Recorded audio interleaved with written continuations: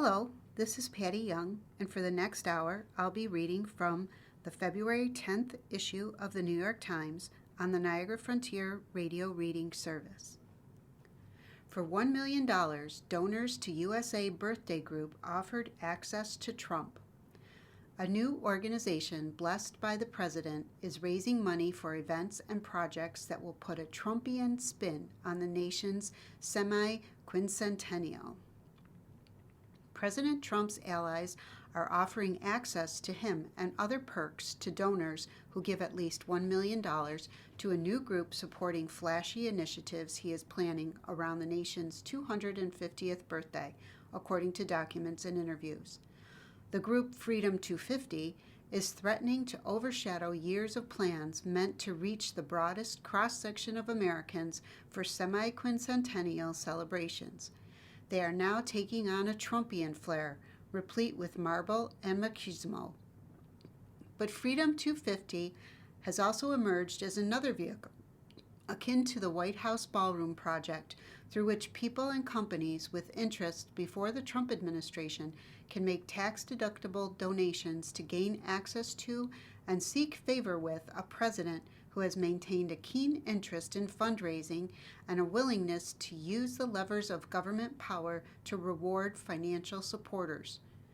When Mr. Trump announced the creation of Freedom 250 in a social media post in December, he promised that it would give the nation the most spectacular birthday party you've ever seen.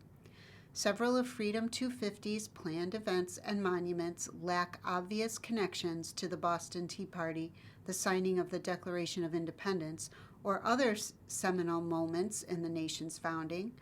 Rather, they are tailored to Mr. Trump's political agenda and his penchant for spectacle, personal branding, and legacy.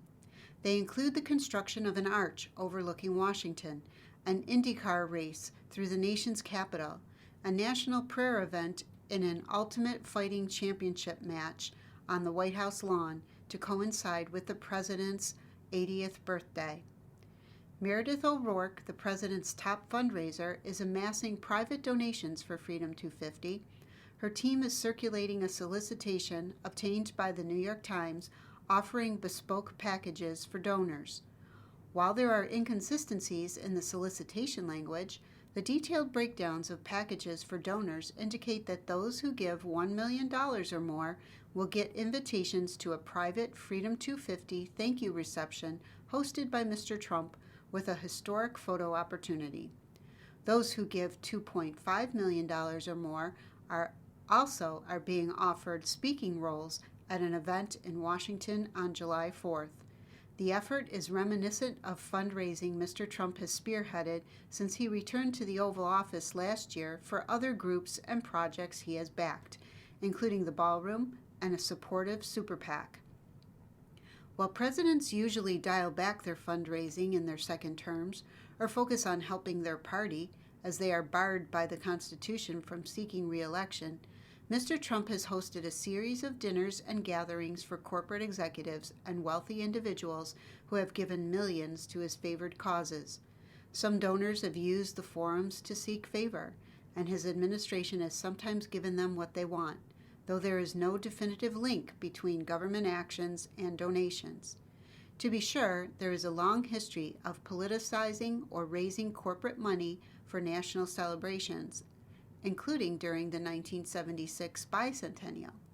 President Richard M. Nixon was criticized for stacking the Planning Commission with political allies, said M.J.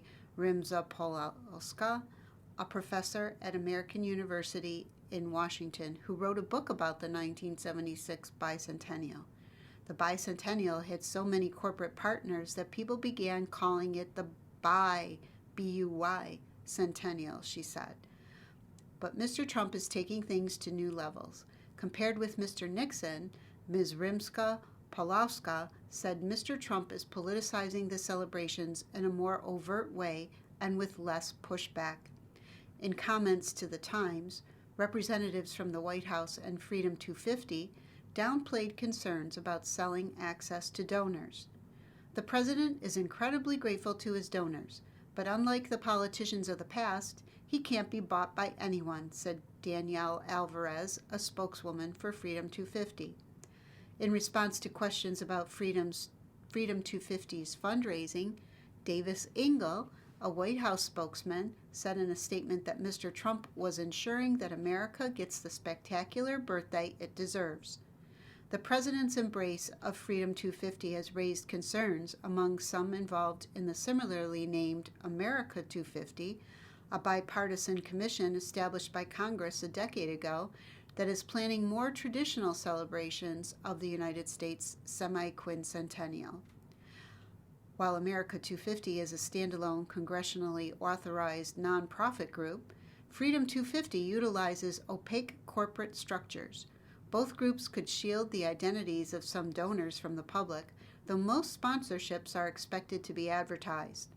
Mr. Trump's supporters previously urged corporations and individuals to give to America 250 as well. While Freedom 250 is seen as a Trump-controlled group, it is technically a limited liability company created by and housed inside the National Park Foundation. A congressionally chartered, apolitical nonprofit group, the foundation serves as the official fundraising arm of the National Park Service and raises money for things like wildlife conservation. Each administration can appoint people to the Parks Foundation's board. The Trump administration added 2 stalwart supporters in November, Ms. O'Rourke and Chris LaCivita, Mr. Trump's 2024 campaign co-manager. In a statement, the National Park Foundation said it created Freedom 250 to fund special events at the direction of the National Park Service and beyond what congressionally appropriated funds supported. Keith Krach, a former Silicon Valley executive who was appointed Undersecretary of State during the first Trump administration, has been chosen as chief executive of Freedom 250. On the sidelines of the World Economic Forum in Davos, Switzerland last month, at a venue featuring Freedom 250, Mr. Krach appeared to solicit support from attendees. We've got toolkits for countries, states, companies, all that. It's all about partnership, he said. Let us know. Ms. Alvarez said that Freedom 250 is not accepting foreign donations. There is an array of perk packages for prospective donors, according to the solicitation. Contributors who give at least $500,000 get VIP access, invitations, and preferred seating at all Freedom 250 events.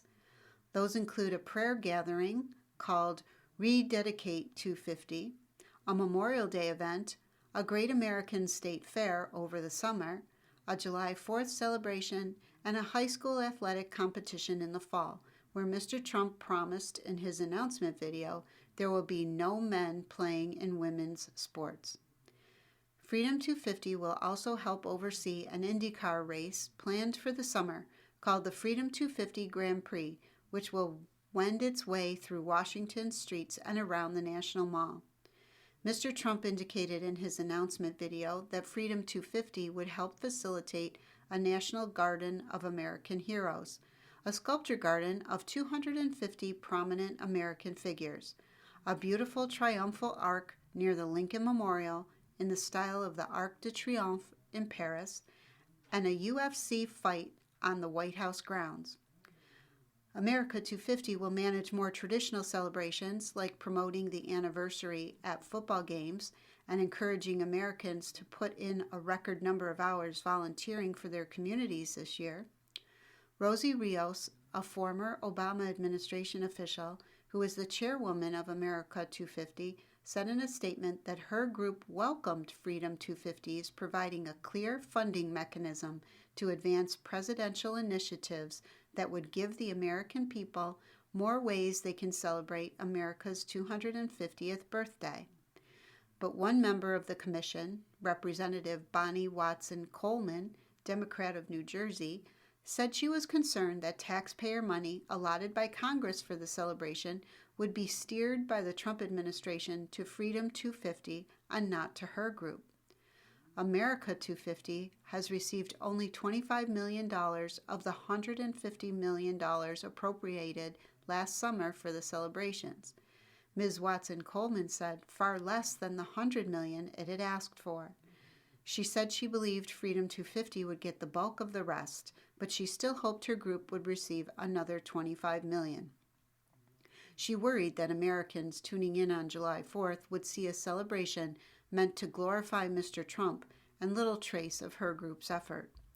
People need to understand that there's a dual track going on here, Ms. Watson Coleman said, and one of the lanes is that endeavor is to get everybody's story out, and the other is trying to showcase the president and have his ego stroked. Ms. Alvarez said that Freedom 250 existed to celebrate the last 250 years and look ahead to the next 250 in a way that honors the country, adding that the group was not in competition with America 250. About $10 million in taxpayer funds has already been redirected to Freedom 250 from America 250 for a fleet of 6 mobile museums called Freedom Trucks that rolled out last month.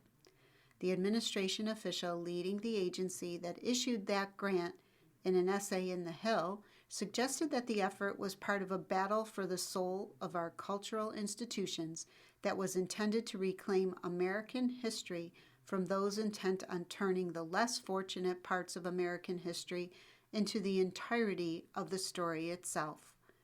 The truck exhibits were designed in collaboration with Hillsdale College, a conservative school in Michigan, and PragerU, a company that makes conservative educational materials. Both institutions said that they had not received any of the $10 million in taxpayer money and that they had funded their work with private donations. The trucks prominently feature quotes from Mr. Trump and a video he filmed inside the Oval Office. The Interior Department, which oversees the National Park Service and other federal lands across the country that will host events related to the semi-quincentennial, has instructed agency staff to make Freedom 250 the primary branding for government communications on all national birthday events, according to internal communications strategy documents reviewed by The Times. America 250 branding will still appear in co-branded events, one agency memo states, but Freedom 250 should be the lead identity in most cases. Employees have been encouraged to update their email signatures to include the Freedom 250 logo. An Interior Department spokeswoman referred questions to the White House. A municipal debt boom is driving public projects and tax breaks for investors. Municipal debt issuance surpassed $500 billion last year, a record that's found a deep pool of buyers. Across America, state and local governments have been selling bonds at a record clip to finance projects like airports, roads, and utilities. They have found a deep pool of buyers keen on realizing the tax exemption benefits from holding this municipal debt, which also provides relatively high returns. Borrowing in the municipal bond market surpassed $500 billion last year, breaking the $498 billion record set in 2024. The muni market is now well worth over $4 trillion, roughly equivalent to the market capitalization of NVIDIA, the chip maker that has soared on the artificial intelligence boom, driving stocks to record highs. People don't understand how big this market is and how it impacts a lot of things that everybody does every day, said Mike Bartolotta, an executive managing director and co-head of public finance at Hilltop Securities, a firm that specializes in municipal sales. You drive to work, you go to school, you flush the toilet, you drink water. You're likely going to use something that's been touched by municipal securities.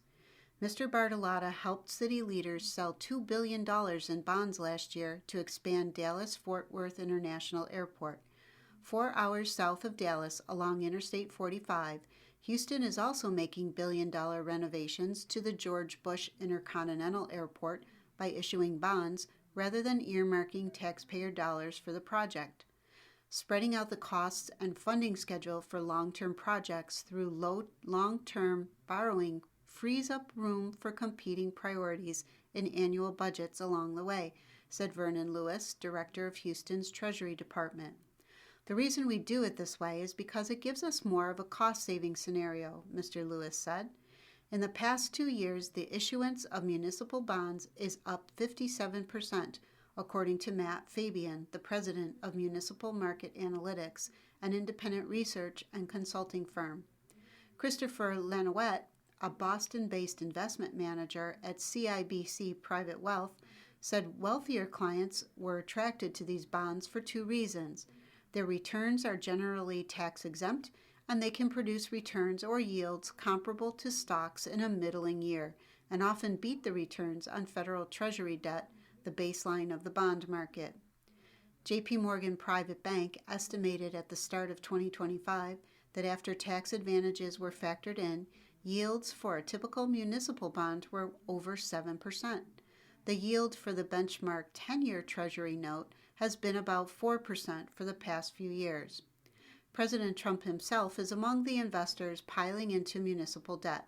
According to his latest financial disclosures, Mr. Trump bought about $100 million in municipal and corporate bonds from mid-November to late December, with a majority of the purchases from municipal bond issuers, a range of cities, school districts, utilities, and hospitals. It's one of those rare moments in finance when an asset class appears to be providing a low-risk, high-reward opportunity for investors, as well as cities and states looking to build. The borrowing is coming out of strength, said Susan Wachter, a professor of real estate and finance at the Wharton School of University of Pennsylvania. State and local budgets are in good shape, and their rainy day funds are generally at highs, she added, largely the downstream result of a strong economic recovery since 2020 and $350 billion in federal aid designed to refill municipal coffers after the pandemic shock. By the end of 2023, state and local governments had billions in pandemic aid left to spend. Still, such an accumulation of debt in such a short time has spurred some wariness among economists and money managers. It's a little too Pollyannish to say, oh, it's a win-win for everyone, said Jason Draho, the head of asset allocation for the Americas at UBS Wealth Management. Analysts say the biggest risk is a bursting of a financial bubble in artificial intelligence. From 2023 to 2025, the AI build-out in communities around the country has pushed up corporate valuations and economic growth. The data centers needed to power AI have boosted construction activity and employment, contributing at times to tens of millions of dollars in local real estate taxes and other revenue. But municipalities may face credit downgrades from bond rating agencies or even defaults if a bubble burst in AI is bad enough to prompt a downturn so severe that tax receipts from wages, commerce, and property greatly decline. Serious defaults are not without precedent. After the Great Recession, for instance, Detroit filed for bankruptcy in 2013, the largest municipal bankruptcy in U.S. history. You are listening to a reading of articles and features from the New York Times on the Niagara Frontier Radio Reading Service. There are also more idiosyncratic risks that some investors think may get overlooked. Coastal areas more at risk to devastating flooding are home to almost 40% of the U.S. population. Last year, Standard & Poor's downgraded the outlook of California state utility issuer Southern California Edison from stable to negative based on prominent local threats like wildfire risk. You are listening to a reading of articles and features from the New York Times on the Niagara Frontier Radio Reading Service. The same credit assessment from S&P named several Los Angeles area issuers with debt collectively worth tens of billions of dollars that could also become riskier bets. Still, even some of the riskiest municipal borrowers seem to have been getting their act together with the help of federal aid earlier this decade. Moody's, in October, upgraded Illinois' credit rating into A territory, the state's highest mark after over 2 decades of budget woes and unfunded pension liabilities. This was after the state passed 7 consecutive balanced budgets and expanded its rainy day fund to almost $2.4 billion. Illinois plans to issue $2.1 billion in bonds to fund capital projects during the 2026 fiscal year, up from $1.3 billion the year prior. Not long ago, Illinois was facing repeated credit downgrades, mounting unpaid bills, and some of the highest borrowing costs in the country, a spokesman for J.B. Pritzker, the state's governor, said. Today, after years of disciplined budgeting and responsible financial management, Illinois has earned 10 credit upgrades and restored investor confidence in Illinois. The state has been able to accumulate meaningful saving on interest costs, allowing taxpayer dollars to better serve the public.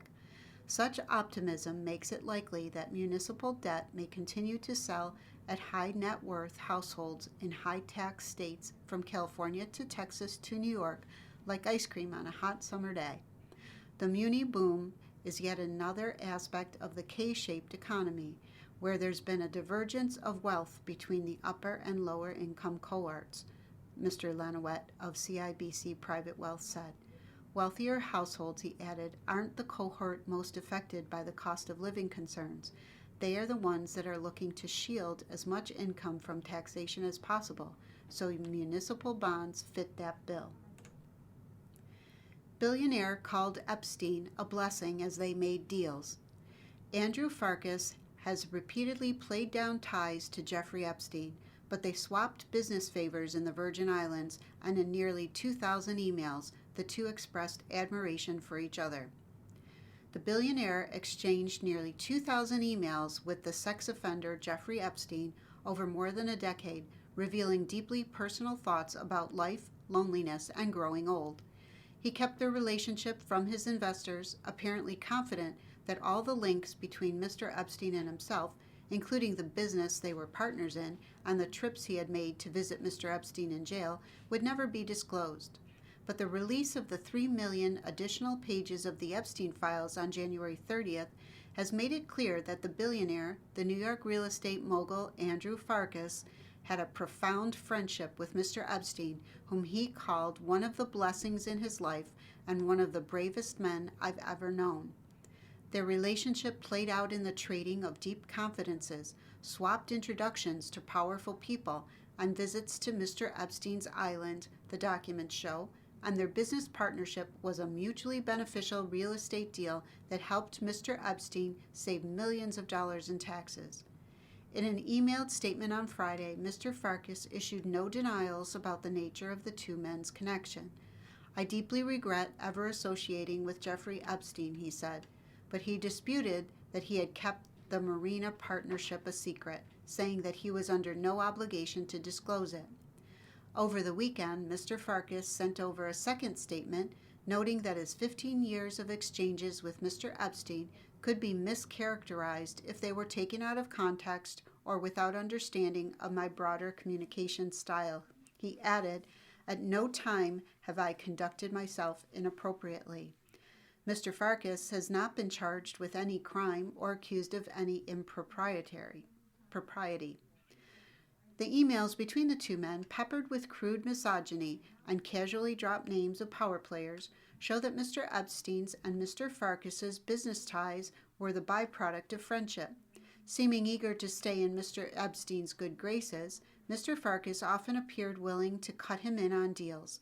Mr. Epstein, in turn, seemed happy to be Mr. Farkas's connector to political figures, influential bankers, and others. Mr. Farkas, 65, the scion of a family that built the department store chain Alexander's, is the founder of Island Capital, a New York-based merchant bank whose real estate acquisitions include the $373 million Sheraton Times Square. He is also a generous donor to Harvard University, his alma mater, where he serves as chairman of a social club called the Hasty Pudding Institute, and endowed a building, Farkas Hall, in honor of his father. In 2005, Mr. Farkas, an avid boater with a taste for massive custom-made yachts, was looking to expand into the luxury marina business. He started a new company, Island Global Yachting, on St. Thomas in the U.S. Virgin Islands, where Mr. Epstein had owned a private island since 1998. In July 2006, Mr. Epstein was charged in Florida with felony solicitation of prostitution. About 4 months later, Mr. Farkas emailed him with news of a pending deal in the Caribbean. "We are now in contract to buy American Yacht Harbor, where you keep your tenders," Mr. Farkas wrote, referring to a small but lively marina on the eastern edge of St. Thomas, where Mr. Epstein's financial services business was headquartered. "I would like to be in on that," Mr. Epstein wrote back. The exchange revealed in the latest document release contradicts a statement Mr. Farkas made to Island Capital board members in 2019, shortly after Bloomberg News wrote about the marina deal. In the statement, he insisted that any negotiations with Mr. Epstein began before he was charged with, let alone convicted of any crime.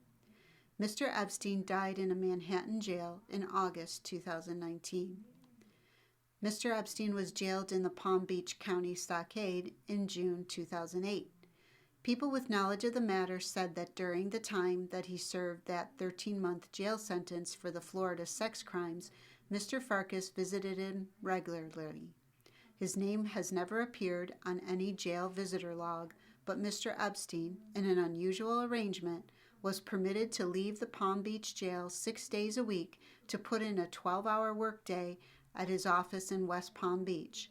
It was there, the emails suggest, that Mr. Farkas traveled from New York City to secretly see him. "Great seeing you," Mr. Epstein wrote Mr. Farkas in an email on November 18, 2008, a few months into his jail sentence. "Sorry it was such a schlep." In an email sent on August 28, 2009, Mr. Farkas described his regular pilgrimages to Palm Beach to visit a dear friend, in reference to Mr. Epstein. "I did not visit him inside prison," Mr. Farkas said when asked about the emails.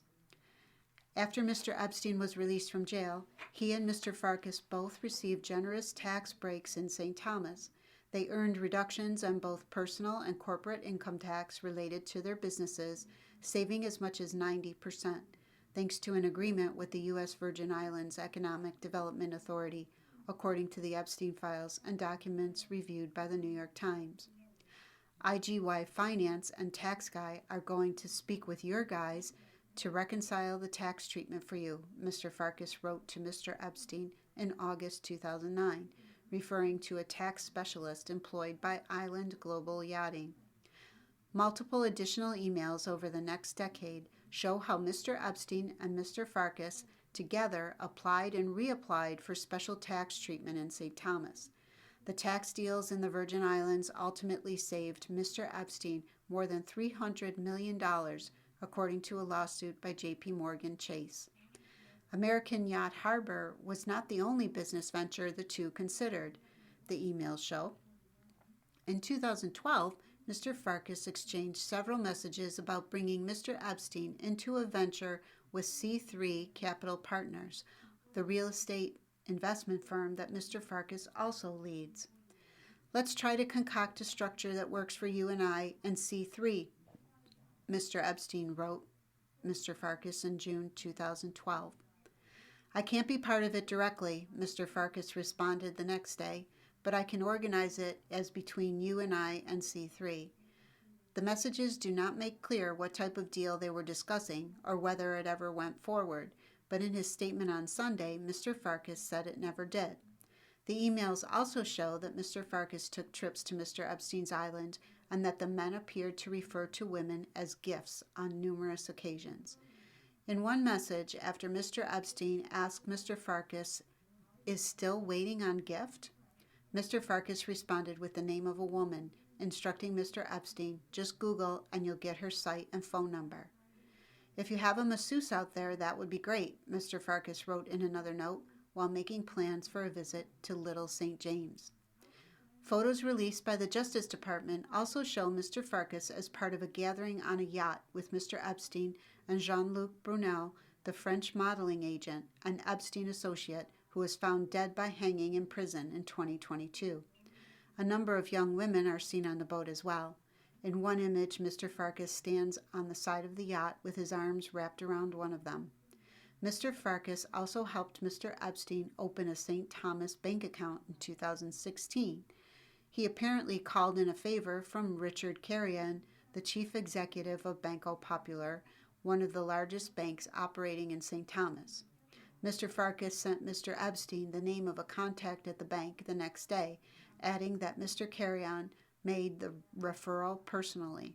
Mr. Carrion and representatives for the bank did not respond to requests for comment, and Mr. Epstein in turn did favors for Mr. Farkas, including making a connection to Celestina White, one of the many government leaders in St. Thomas who has been accused in legal filings of accepting bribes from Mr. Epstein in exchange for access and influence.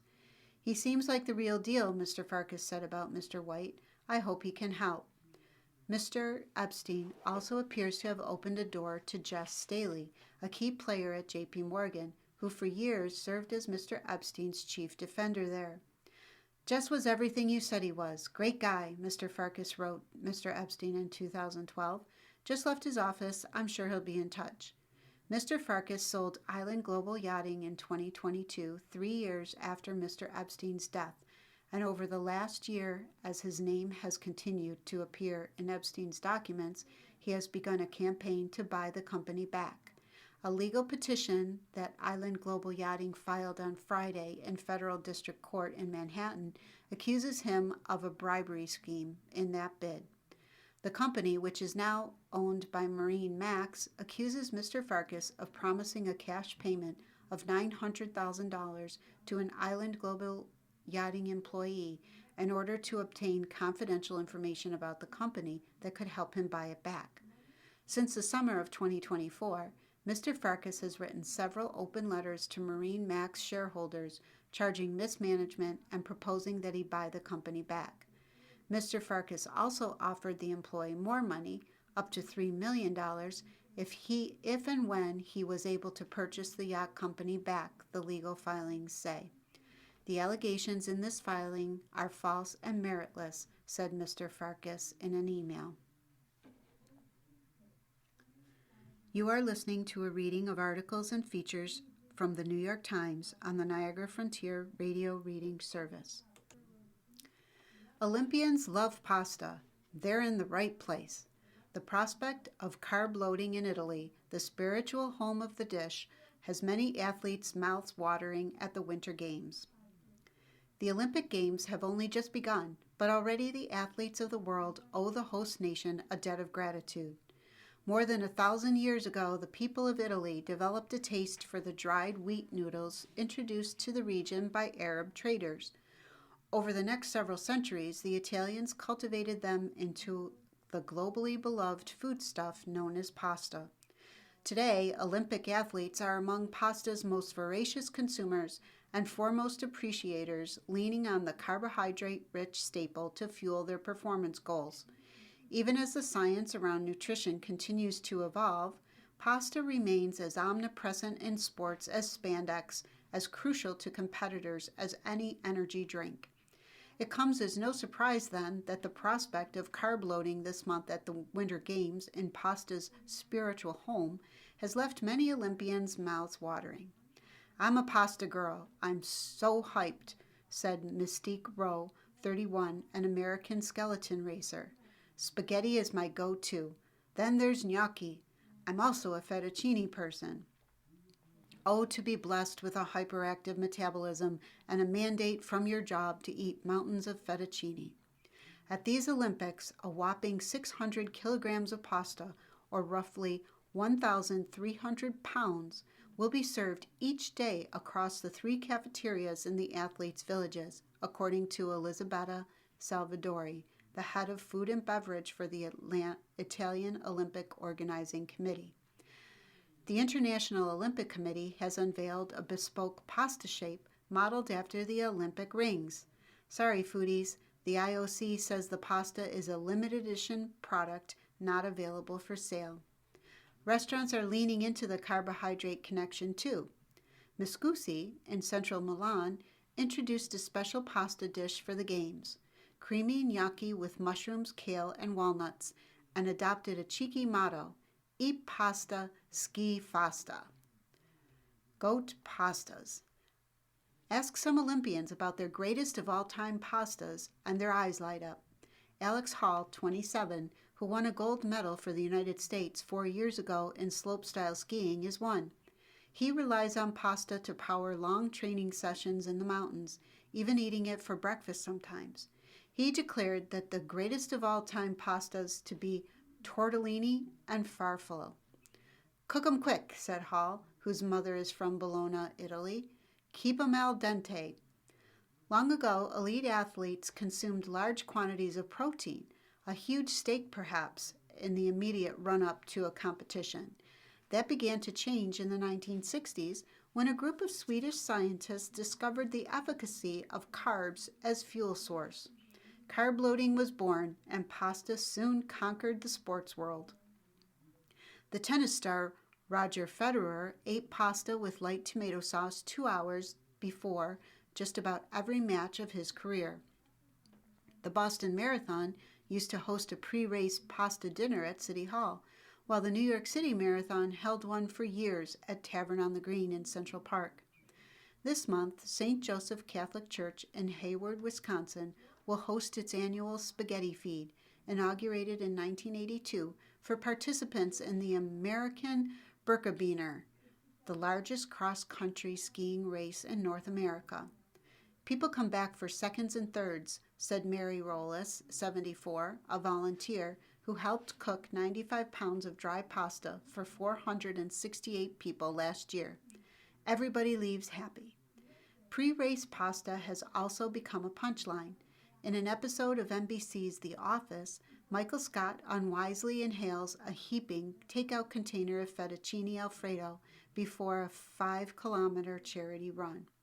For elite athletes, the all-out carb loading of decades past has made way in recent years for a more nuanced approach, said Hunter Baum, a dietitian for the U.S. ski and snowboard team, one that might be called carbo-focusing.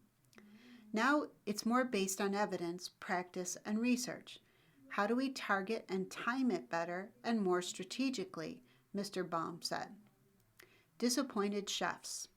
With hordes of athletes descending on northern Italy, Olympic organizers took a food-as-fuel approach to the dining facilities. Part of this meant coming to terms with the fact that many top competitors prefer plain pasta with a smidgen of sauce on the side, borderline blasphemy, like a cappuccino in the afternoon in a nation of opinionated Epicureans. "This is surprising from an Italian point of view," said Ms. Salvadori, trying to sound diplomatic. She had to break this news to the local caterers for the athletes' villages, who had expected to showcase their cooking chops. "They were a bit upset, to be honest," she said. "Athletes can still find traditional, heartier preparations, lasagna, cacio de pepe, various ravioli, in the cafeterias," she said. "Risotto and polenta, staple dishes of the Games hubs Milan and Cortina d'Ampezzo, are well represented too." Besides the worldwide appeal of pasta and the basis of its popularity for athletes may be in its adaptability. It's like a canvas on which you can express your own culture, your own tastes, your own preferences, said Fabio Parasicoli, a professor of food studies at New York University. For Italians, there are specific rules, but once the canvas is exported, it's a free-for-all in a way. The recent history of pasta at the Olympics, it must be noted, is not all appetizing. Rezi Stigler, an American who competed in alpine skiing at the 2006 Games in Turin, Italy, panned the pasta served in the athletes' village there as horrible. Michael Phelps, the most decorated Olympian in history, told reporters at the 2016 Summer Games in Rio de Janeiro that he had gritted his teeth through a pound of spaghetti as part of his post-pool recovery routine. "And I'm not a spaghetti fan," he said. "I forced myself to eat it." Test of willpower.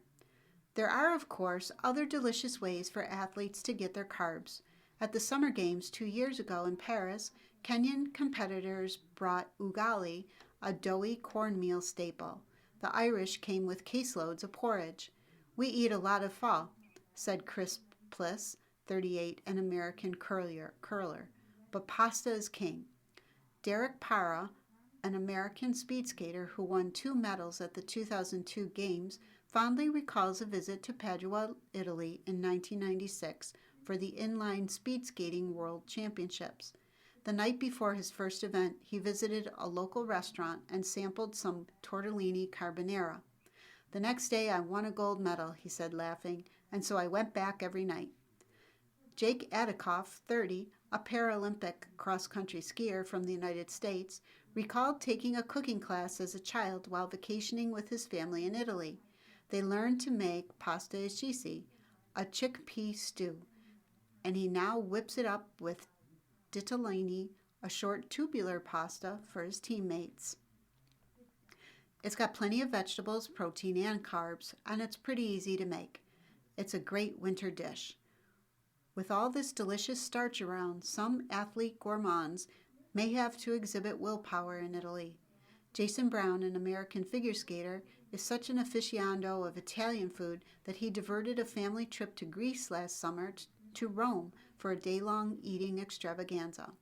The itinerary included a stop at Ristorante Pietro Valentini, whose truffle gnocchi, he said, was to die for. Brown, 31, plans to control himself during these games. In the midst of competition, he prefers homemade smoothies prepared with a blender he packs in his luggage. But when his events are over, he said, laughing, "I carbo load like crazy." Olympic PSA: do not jump for joy while wearing your medal. Several athletes have had their medals fall off the ribbons while celebrating their victories. Organizers are looking into it. This is something we want to be perfect. Woo! Snap! Clang! That's the sound of an Olympic medal detaching from its ribbon and plummeting to the floor as its proud new owner jumps in celebration, and it has become an unwelcome addition to the Milan Cortina Games amid the cheers and national anthems. Multiple athletes have shared stories of their medals breaking off their ribbons shortly after receiving them, sometimes mid-celebration. Olympic organizers are scrambling to find out what the problem is.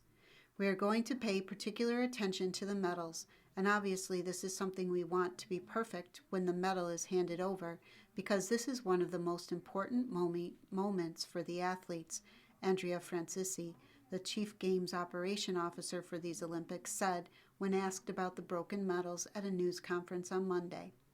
From social media footage and athletes' comments, it seems that jumping for joy may at least partly behind the medal malfunctions.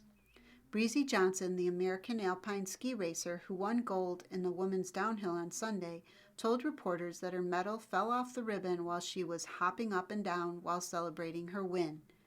"Don't jump in them," she said. "I was jumping in excitement and it broke." The damage wasn't too bad, she added. "It's not like crazy broken, but a little broken." It was the first Olympic medal for Johnson, 30, who did not win one in the 2018 Pyeongchang Games and missed the 2022 Beijing Games with an injury. Johnson wasn't the only athlete whose jubilation proved too much for the medals.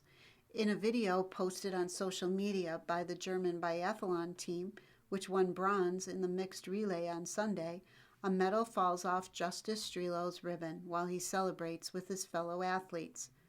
"Are they not meant to be celebrated?" the caption read. Alyssa Liu, the American figure skater, had the same issue. In a video on Instagram, she holds up the ribbon in one hand, her detached gold medal in the other. "My medal don't need the ribbon," she wrote. It is not the first time in recent years that there has been trouble with medals at the Games. Months after the Summer Olympics in Paris 2024, more than 100 athletes asked for their crumbling medals to be replaced, with many of them showing their flaking medals on social media. But what exactly is going on with the medals in Italy remains a mystery.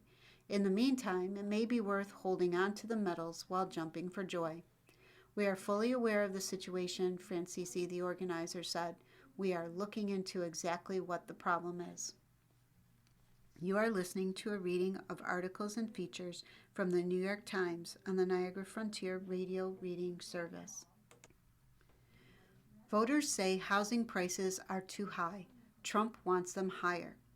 When President Trump said he wanted to drive housing prices up, not down, he was speaking to a conundrum that has flummoxed policymakers for decades. President Trump has promised to address the housing affordability crisis, a top concern for voters. At a cabinet meeting last week, he did so directly, but not in the way frustrated homebuyers might have expected. "I don't want to drive housing prices down," he said. "I want to drive housing prices up for people that own their homes." The desire to protect the investments of existing homeowners while making ownership more attainable for first-time buyers is a conundrum that has flummoxed policymakers for decades. In a country where owning a home remains both a natural aspiration and the greatest source of personal wealth, there is no way to lower costs for buyers without hitting the pocketbooks of owners.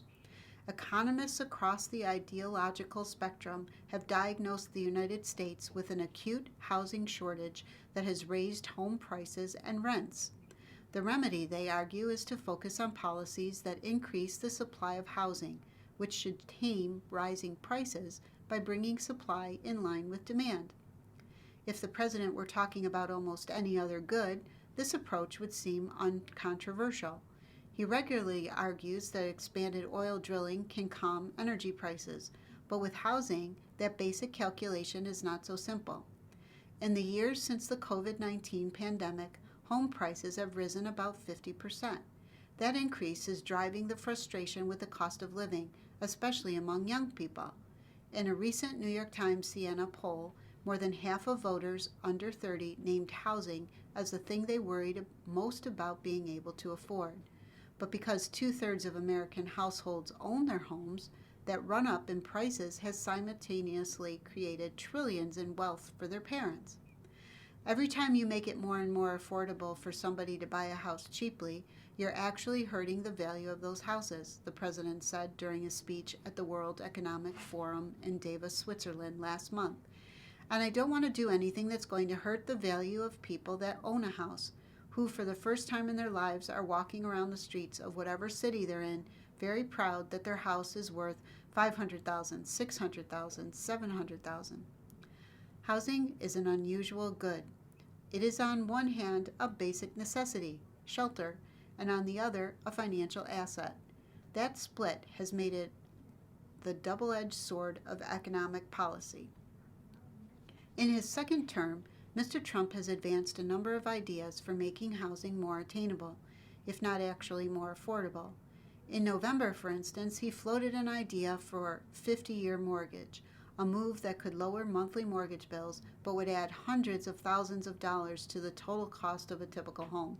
His advisors have talked about allowing home buyers to tap their retirement accounts for down payments. At his cabinet meeting, he pointed to lower interest rates, a recurring theme, as the primary solution to increasing homeownership. The common thread in these ideas is that they are demand-side policies that aim to make mortgages cheaper or easier to get, while doing little to address the underlying housing shortage, which economists estimate at between 4 million and 7 million units. The president is far from alone. As Judge Glock, a senior fellow at the Manhattan Institute, a conservative think tank, put it, so far, most of what Trump has proposed has been in line with 100 years of the federal government allowing people to layer on more debt. Life, liberty, and the pursuit of property value.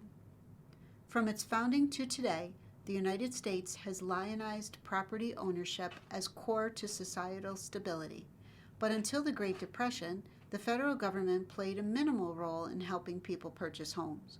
Home buyers typically got mortgages through cooperatives called building and loan associations that required large down payments and had to be paid off over a decade or so. After the downturn, as banks began collapsing, the federal government stepped in with a series of measures, including the creation of the Federal Housing Administration, to shore up the housing market and prevent homeowners from going into foreclosure.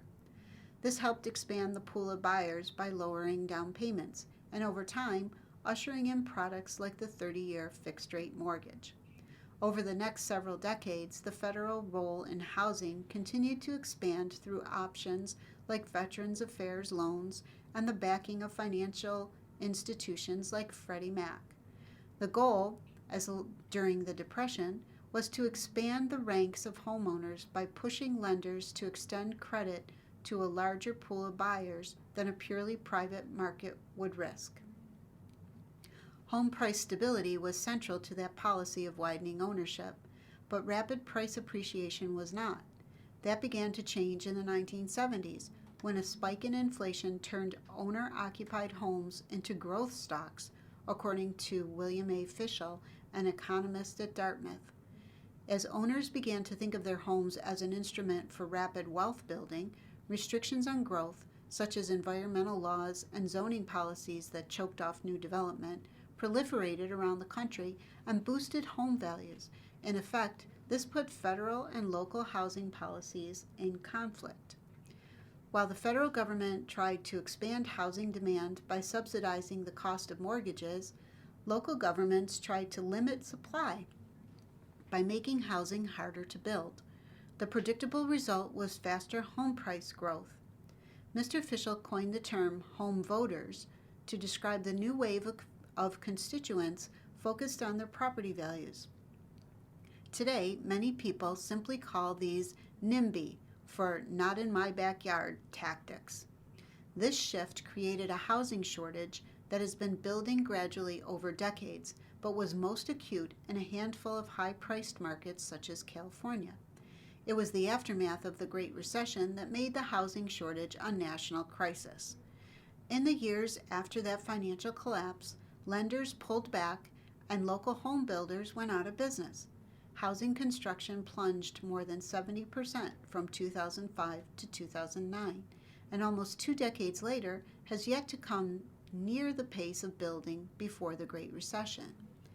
When interest rates plunged during the pandemic, demand rose and home prices only exploded further. A concern among economists is that if interest rates fall without a healthy increase in supply, home prices will simply rise and erase the benefit of lower mortgage rates. If you have strong economic growth and home building stays at the same level, lower interest rates are just going to push home prices higher, said Edward J. Pinto, co-director of the American Enterprise Institute's Housing Center. The Home Voters Coalition. Housing politics are almost impossible to map on the traditional Democratic versus Republican divides. A better way of thinking about housing tensions is that they pit incumbents versus newcomers, stability versus change. David Schleicher, a professor at Yale Law School, who writes about land use and property, pointed to California, where home voters from both parties have rebelled against growth and change. Liberals have pushed for laws to expand environmental protections. Conservatives have revolted against property tax increases. There are left things and there are right things, but they're the same thing, he said. What's new is that bipartisan NIMBYism seems to be shifting to a bipartisan YIMBYism, yes, in my backyard, an agreement that the country needs to build more housing more quickly. Over the past few years, cities and states have passed a host of measures to make housing more plentiful, like allowing backyard units and rolling back limits on multifamily housing construction. The explicit aim is to make housing more affordable. Much like the home voter revolution of half a century ago, this movement has taken hold in conservative states like Montana and liberal states like California. In Congress, there are currently several measures to increase the housing supply that have bipartisan support. Whereas state and local leaders used to think it was politically ruinous to cross local homeowners, now they routinely run on anti-NIMBY platforms and their desire to lower home prices. Sky-high property values create their own kind of instability. Parents who find their retirement accounts flush with home equity might not feel good about it when their grandchildren can't afford to live nearby. Businesses have a hard time finding employees in places where the rents are high, while luxury condominiums go up in neighborhoods grappling with homelessness. The problem wasn't bad enough for voters to be seeking solutions until pretty recently, said Jason Elliott, a political consultant in California who was a senior advisor to Governor Gavin Newsom from 2019 to 2024. Now the social costs are too apparent to ignore. A YouTuber's film beat Melania at the box office. Here's how. Iron Lung, a horror movie directed and funded by the video creator known as Markiplier, pulled in $22 million in its first weekend after fans across the country requested screenings. Last December, Sarah Petrie, the head film buyer for Alamo Drafthouse, did not know who Markiplier was, but the fans of a YouTube creator who has over 38 million subscribers were already calling her theaters to demand they screen the upcoming movie. As fans scooped up pre-sale tickets ahead of the film's January 30th release, Petrie added showtimes to keep up with demand.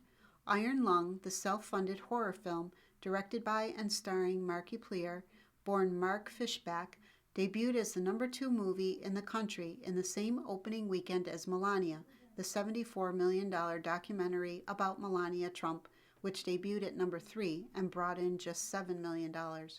This is a gift for movie theaters, so I hope it keeps happening, Petrie said. As Hollywood puzzles over how to get people to buy movie tickets, Fishbach and a handful of other filmmakers have leveraged direct relationships with fans to get theatrical releases without the marketing push of a big studio. Fishbach spent less than $3 million to make Iron Lung, which is based on an indie video game by the same title that was released in 2022. The game, in which a submarine pilot navigates an ocean of human blood on an alien moon, had its own cachet among fans of the developer David Szymanski, who previously created a breakout hit with Dusk. Fishbach cast fellow creators and a few video game actors for minor roles, and over the 3 years it took to shoot and edit, kept fans abreast of the film's progress. On his YouTube account, where he typically publishes videos of himself playing games, he posted behind-the-scenes stories and teaser trailers. When it came time to champion the movie for a theatrical release, he said he initially looked to Centurion Film Service, an independent booking company. On an episode of the Hollywood-focused podcast The Town with Matt Belloni,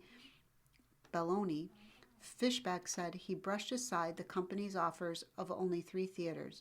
I told them that 3 theaters would be insulting to my audience, Fishbach said. So he went directly to that audience. In community hubs like Reddit, fans rallied and offered advice on how to contact theaters and what to say. I try to make sure that I don't ask my fan base very often, so that when it counts, it really counts, and when I need it, it's a human connection, Fishbach said on the podcast.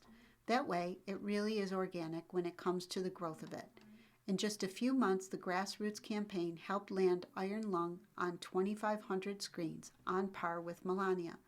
A month before the movie's release, he published a tearful thanks to fans. It's been so hard to juggle all of this for so long, he said. I just never expected something like this. Early reviews of the bloody 2-hour psychological horror film, in which Fishbach is a near-constant presence, have skewed positive. It has an 89% rating from fans on the popcorn meter of RottenTomatoes.com, but only a 59% splat from critics. Last fall, online popularity landed theatrical releases for episodes of the animated YouTube show Battle for Dream Island from Jack Jellify, the channel created by the brothers Carrie and Michael Huang. Those screenings often sold out in theaters across AMC, Cinemark, and Marcus. Kane Parsons, 20, is set to direct a horror feature called The Backrooms for A24, based on YouTube short he published in 2022. In recent years, the pop music superstars Beyoncé and Taylor Swift evaded the studio system, securing widespread releases for tour documentaries that their companies had produced. Billie Eilish will follow suit with hers, co-directed by James Cameron, hits big screens on March 20th. For theaters, the revenue from Iron Lung is just one boon. It's also attracting younger audiences who are more likely than older viewers to attend theatrical screenings. An employee at the AMC Theater in Bridgewater, New Jersey, the smallest of the chain's locations in the state, said staff members there had been surprised when Iron Lung landed a spot on one of its 7 screens, and Melania did not. We all thought it was going to go to Melania because we had the Melania poster. We had the Melania trailers, he said. For Iron Lung, we had nothing. Audience numbers dropped during weekday screenings last week, the employee, who was not authorized by AMC to comment, said. It's mostly teenagers, the employee said, many of whom aren't old enough to get into the R-rated film on their own. Those turned away have gotten intrepid, however. They come back with random strangers they find in the mall, according to the employee. You've been listening to a reading of articles and features from the February 10th issue of the New York Times. Your reader has been Patty Young. Thank you for listening.